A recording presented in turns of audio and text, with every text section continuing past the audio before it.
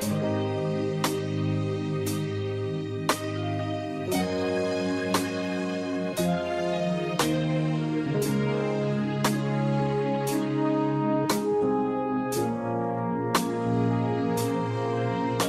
time I saw Caleb was in Oklahoma. That's where we met.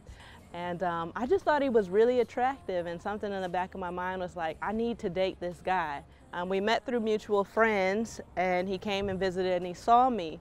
And he'll say that when he saw me, he thought I was gorgeous. I hope he says this. When I saw her, I was like, man, this girl is gorgeous. And I saw him, I kind of thought the same thing, but we didn't really talk out there. And one of the reasons that we didn't talk is because I was really steeped into theology and church history and different things. So he thought that I was really intimidating in a sense, and that I would make him spell something like hermeneutics or whatever.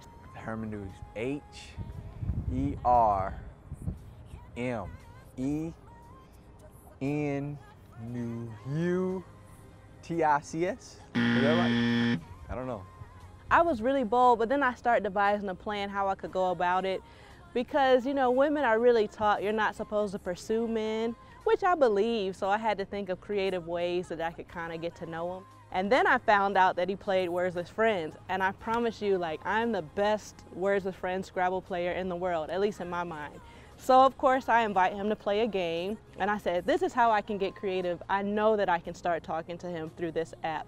So we start playing, you know, I'm whooping him up a lot. He's probably tell you that he let me beat him. You know, I whoop her up a few times and stuff like that, and I let her win, you know, every now and then. And after a while, there's this chat icon in Words with Friends. And so I clicked on the chat icon, and I made up this bogus story. So she had asked me, she was like, you know, would you help me or would you give me some advice? I was like, sure, you know. So I was like, well, give me a call. So I tell him, you know, trying to play the smooth card, you know, I'm really traditional. I don't think that girls should pursue guys, so why don't you call me? And in my mind, I'm like, well, you the one had the problem.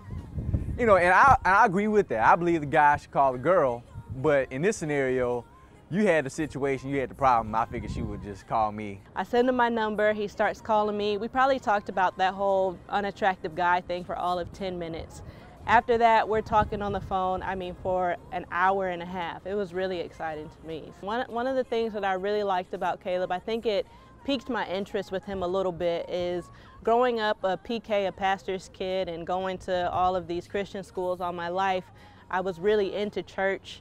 And I met a lot of guys who wanted to date me because my parents are pastors, and they would say things like, oh, well, all I have to do is marry you and take over your father's church. But I never got that vibe from Caleb. And every time he and I would talk, this was the first guy that I talked to that never brought up anything church. And I was so churchy at the time, it was just really refreshing to hear somebody try to get to know me for me. So we started FaceTiming, and Lesley had this event that she did called Epic. So, and I rap, a Christian rapper.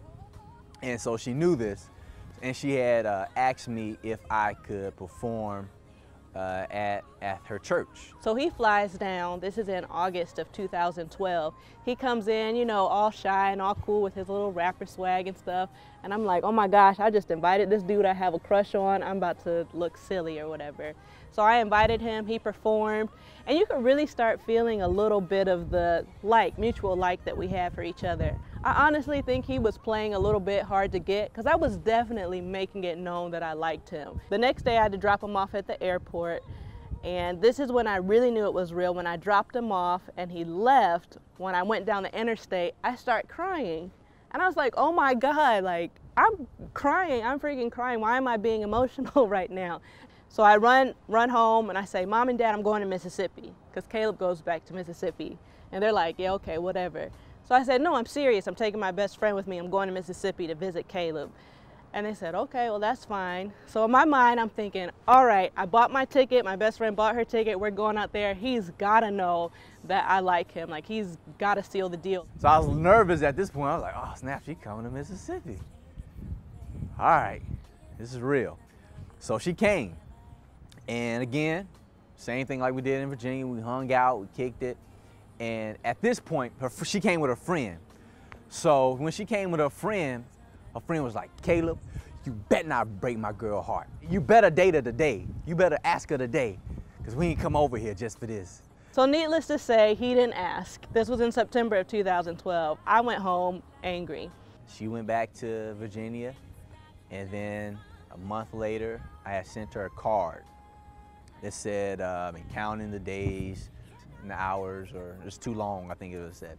So I had said, will you be my girlfriend? I wrote, will you be my girlfriend? Circle yes or no. And I scratched out no. And I, kind of still left it up to her. She just had to circle yes. So she circled yes, she took a picture of it, and that's when we started dating. We dated and dated for a while. I took my time, I didn't feel pressured in doing anything because I wanted to do it right. And I just decided, hey, I'm gonna do it. So it was Caleb and I's first time speaking together in church. We had what was called a media Sunday. And so we were supposed to bring our church into the 21st century, tell them how to use Facebook, Twitter, Instagram, how to use social media to spread the gospel of Jesus Christ. And so we're teaching and talking to each other. We're facilitating the whole service. We're giving away t-shirts, different prizes. And so it comes my turn to speak, and in traditional church settings at the end you give an altar call where people can meet Jesus. I said, well, this last tweet we'll give away another shirt. And boom, it was me. What's going on, guys? This is the last tweet, and it goes out to Lesley Francisco. I want to tell you that I love you with every fiber of my being. I figure there's not a better time to tell you than on Media Sunday for the world to hear, tweet, and see. There's not one thing that I would change about you. Well, maybe one thing, and that's your last name. So I got a question for you. Got on one knee. I was like, will you marry me? And the very first thing, the first words were, I hate you. Because I was so mad that I didn't know. And then of course I said yes. And my ring is really pretty, so. Lesley, I love you so much, and I can't wait to be married to you. Like I told you before, that every girl crazy, you just gotta find your type of crazy, and you are my type of crazy. I love you. I can't wait to spend the rest of my life with you. We'll be real old, forget about each other, then remember each other again. I can't wait till that day. I can't wait to team up and we conquer the world.